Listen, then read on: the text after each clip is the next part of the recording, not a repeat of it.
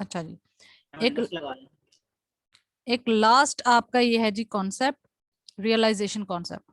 ये ना इससे मिलता जुलता ही है।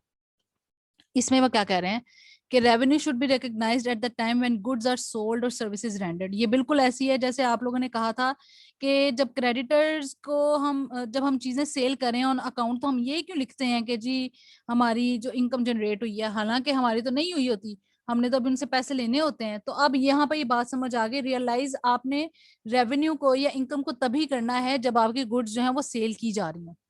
Sale is considered to be made at the point when the property in goods passes to the buyer and he becomes legally liable to pay. It means कि जब चीजें आपकी एक जगह से दूसरी जगह मूव करेंगी, सिर्फ और सिर्फ तभी आप उस सेल को रिकॉग्नाइज करोगे, रियलाइज करोगे। रियलाइजेशन कॉन्सेप्ट ही कहता है।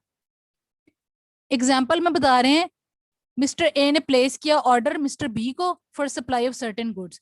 मिस्टर बी ने चीजें सेंड कर दी मिस्टर ए को 15 दिन के बाद, और उस 15 दिन के बाद जब चीजें रिसीव हुई हैं, उसके बाद मिस्टर ए ने पेमेंट जो है 10 दिन बाद की। यानी कि टोटल जो डेज हुए, 3 काम हुए। पहला, जब ए ने बी को ऑर्डर प्लेस किया। दूसरा, जब बी ने ए को चीजें जो है 15 दिन बाद जो है वो दे दी। तीसरा, जब पेमेंट हुई। लेकिन अकॉर्डिंग टू रियलाइजेशन कॉन्सेप्ट, हम जो है रिसीट ऑफ पेमेंट और ऑर्डर ऑफ गुड्स को इग्नोर करेंगे, सिर्फ और सिर्फ वो चीज रिकॉर्ड करेंगे जब गुड्स जो है वो डिलीवर की गई है मिस्टर ए को। In this case the sale will be presumed to have been made not at the time of receipt of order of goods या रिसीट ऑफ पेमेंट, लेकिन तब जब goods are delivered to mister A. जब goods जो है deliver की जाएंगी, just उसी टाइम आप इसको रियलाइज करोगे।